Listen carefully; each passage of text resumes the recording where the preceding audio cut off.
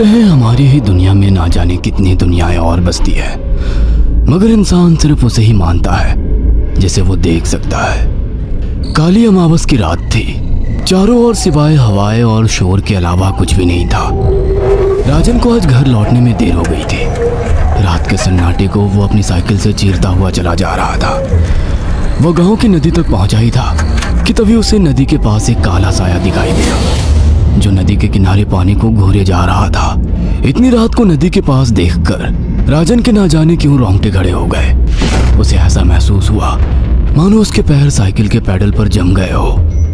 राजन कपकपाते हुए होठों से बोला, कौन है वहां पर? राजन ने इतना बोला ही था कि अचानक वो साया बिजली की रफ्तार से दौड़ता हुआ राजन के नजदीक आ गया। राजन की नजर जैसे ही उस साये पर पड़ी, उसके हलक से एक भयानक चीख निकल गई। इस घटना के 1 महीने बाद अर्जुन का सारा ध्यान ड्राइविंग पर था। उसकी पत्नी शिखा कार में ड्राइविंग सीट के बगल में बैठी हुई एक मैगजीन पढ़ रही थी। शिखा ने मैगजीन रखकर अर्जुन की ओर देखकर कहा, और कितनी दूर रह गया है तुम्हारा गांव अर्जुन? बस थोड़ी दूर रह गया है, आधे घंटे में हम पहुंच जाएंगे। तुम्हारे चेहरे पर इतनी टेंशन क्यों है? टेंशन क्यों नहीं होगी शिखा, मैंने अपनी माँ को बगैर बताए तुमसे लंदन में शादी जो कर ली। पता नहीं माँ तुम्हें देखकर कैसे रिएक्ट करेगी। डोंट वरी अर्जुन, मुझ पर भरोसा रखो। तुम्हारी माँ को मनाने की जिम्मेदारी मेरी है। आई होप शिखा ऐसा ही हो। यकीन मानो अगर ऐसा हुआ ना तो मेरे ऊपर से एक बहुत बड़ा बोझ उतर जाएगा। अब मुस्कुरा भी दो यार। अच्छा, तुम बता रहे थे कि गांव में तुम्हारी बहुत बड़ी हवेली बनी हुई है, कुछ बताओ ना अपनी हवेली के बारे में। अरे 15 मिनट में हम वैसे भी पहुंचने वाले हैं, तुम खुद देख लेना। कुछ ही देर में अर्जुन अपने गांव वीरपुर अपनी हवेली में खड़ा हुआ था। अर्जुन की माँ अर्चना देवी अर्जुन के स्वागत के लिए हवेली के बाहर खड़ी हुई थी। अर्जुन ने दौड़कर अपनी माँ के पैर छुए। सन्नाटा पसरा हुआ था। उसे याद था कि उसकी हवेली में बहुत सारे नौकर चाकर हुआ करते थे। डाइनिंग टेबल पर डिनर के दौरान अर्जुन अपनी माँ से जो बोला वो सुन उसकी पत्नी शिखा और रहस्यमय अंदाज में मुस्कुराकर लगातार देखे जा रही थी। माँ, हवेली के सारे नौकर कहाँ गए? मैंने सबको छुट्टी दे दी बेटा। लेकिन क्यों माँ, तुम्हें तो काम करने में बहुत ज्यादा तकलीफ होती होगी। नहीं बेटा, मुझे कोई तकलीफ नहीं होती। कुछ वक्त से मुझे सुकून और सन्नाटा अच्छा लगता है। अर्जुन इससे पहले अपनी माँ से कुछ कहता कि उसकी माँ ने उसे बोलने से रोक दिया। अर्जुन चुपचाप खाना खाने लगा। खाने के बाद अर्जुन और शिखा बेडरूम में चले गए। अर्जुन बेड पर सोच में लेटा हुआ था कि अचानक शिखा अर्जुन से लिपट गई और वासना का तूफान अपने चरम पर पहुंच गया था। अचानक शिखा को दरवाजे पर 2 लाल लाल आंखें दिखाई दिए। उसे ऐसा लगा जैसे कि कोई उसे देख रहा हो। शिखा ने तुरंत बेड से उठकर अपने कपड़े पहन लिए। क्या हुआ शिखा? अर्जुन, मुझे ऐसा लगा जैसे कोई हम दोनों को देख रहा हो। पागल हो गई हो क्या? हवेली में सन्नाटा पसरा हुआ है, एक भी नौकर चाकर नहीं है। तुम्हें वहम हुआ होगा। तुमने तो सारा मूड खराब कर दिया शिखा, अब सो जाओ। उस रात अर्जुन तो गहरी नींद में सो गया, मगर शिखा की आंखों से नींद कोसों दूर थी। अगली सुबह शिखा जल्दी उठकर किचन की ओर चली गई, मगर उसने देखा कि उसकी सास अर्चना नाश्ता तैयार कर चुकी थी। माँ, आपने तकलीफ क्यों की? मुझे बुला लेती आप। शिखा की बात सुनकर उसकी सास अजीब से अंदाज में शिखा की ओर देखने लगी। उनके देखने के अंदाज में पता नहीं ऐसा क्या था कि शिखा को अपने रोंगटे खड़े होते हुए महसूस हुए।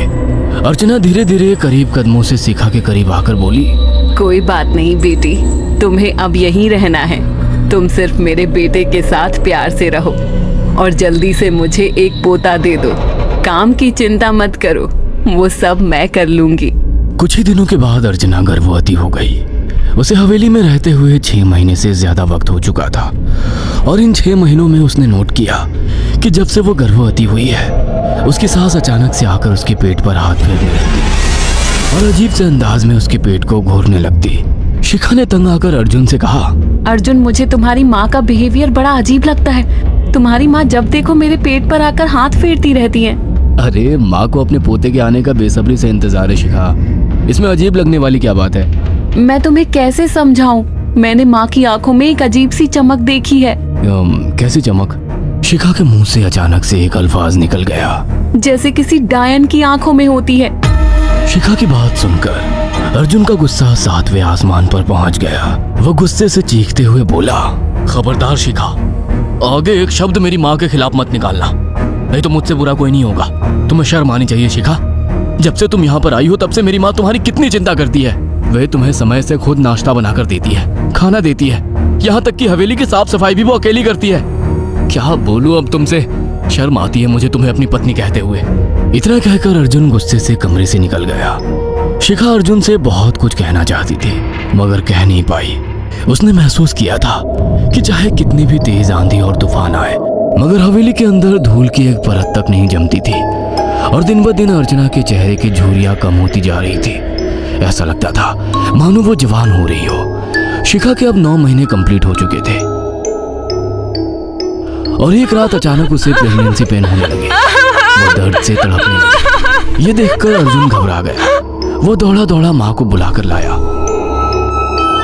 और बोला, माँ हमें तुरंत शिखा को किसी अच्छे हॉस्पिटल में एडमिट कराना होगा। अर्जुन ने देखा कि उसकी माँ ने उसकी बात को सुना ही नहीं। वो तो बस शिखा के गर्भ की ओर आंखें फाड़ फाड़ कर देखी जा रही थी। अर्जुन एक बार चिल्लाकर कहा, माँ हमें शिखा को इसी वक्त हॉस्पिटल में एडमिट कराना होगा। नहीं, शिखा की डिलीवरी हॉस्पिटल में नहीं, इसी हवेली में होगी।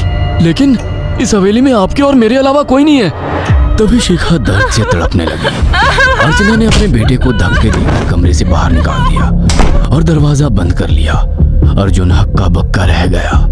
अर्जुन दौड़ता हुआ गांव की ओर गया। उसने देखा कि गांव में एक पेड़ के नीचे गांव के सभी बुजुर्ग इकट्ठे थे। उनके हाथों में जलती हुई मशालें थीं।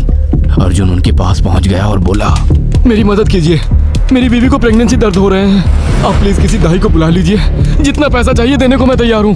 तभी उसके कानों में गांव के सरपंच की आवाज टकराई, बेवकूफ लड़के, तू अपनी बीवी को एक डायन के यहाँ पर मरने के लिए छोड़ आया। क्या कहना चाहते हैं आप जानते हैं आप क्या कह रहे हैं? वही जो तू सुन रहा है। तेरी माँ एक डायन है। इन गांव वालों के हाथों में जो मशाले देख रहा है ना, हम तेरी ही हवेली में आग लगाने जा रहे थे। तेरी माँ ने इस गांव में ना जाने कितने नौजवानों को मार कर खाया है। तेरी माँ एक डायन है। लगता है आपका दिमाग खराब हो गया है। आप जानते भी हैं मैं कौन हूँ? हाँ मैं जानता हूँ। तू ठाकुर धीरेन्द्र प्रताप का बेटा है। तेरे पिता को शक हो गया था कि तेरी माँ एक डायन है, इसीलिए उन्होंने तुझे हमेशा उससे दूर रखा। पहले तेरी माँ ने तेरे पिता को मारा और धीरे धीरे करके वह हवेली के सारे नौकरों को मार कर खा गई और फिर गांव वालों को भी मारने लगी और अब तो तेरे होने वाले बच्चे को खाएगी, क्योंकि डायन को नवजात शिशु का मांस खाना बहुत पसंद होता है। अगर मेरी बात पर यकीन नहीं है तो चलकर मेरे साथ तू खुद अपनी आंखों से देख ले। इतना कहकर सरपंच अर्जुन को लेकर हवेली की ओर चल पड़ा। उसके पीछे कई लोग थे जो जलती मशाले पकड़े हुए थे। हवेली के अंदर घुसकर उन्होंने उस कमरे के दरवाजे को तोड़ दिया जहाँ पर शिखा थी। कमरे का मंजर देखकर अर्जुन के रोंगटे खड़े हो गए। उसने देखा कि उसकी माँ एक बेहद भयानक रूप में उसके बच्चे का मांस खा रही थी और उसकी पत्नी शिखा फर्श पर मरी हुई पड़ी थी और पूरा फर्श खून से लाल था। अर्जुन को अपनी आंखों पर यकीन नहीं आ रहा था कि तभी उसकी माँ उसके ऊपर झपटी। सरपंच ने चीखकर कहा, अरे इस डायन को आग लगा दो, जिंदा जला दो इसे और साथ ही साथ इस हवेली को भी। सभी लोगों ने जलती हुई मशाले डायन के ऊपर फेंक दी। देखते ही देखते डायन दर्द से चीखने और चिल्लाने लगी और कुछ ही देर में वो जलकर राख हो गई। हवेली में आग लगते ही सभी लोग अर्जुन को खींचकर बाहर ले आए। अगले दिन अर्जुन अपनी पत्नी की यादें साथ लेकर आंखों में आंसू लिए दोबारा लंदन वापस चला गया। अगर आपको हमारी ये कहानी पसंद आई हो तो इसे लाइक और शेयर करना ना भूलें।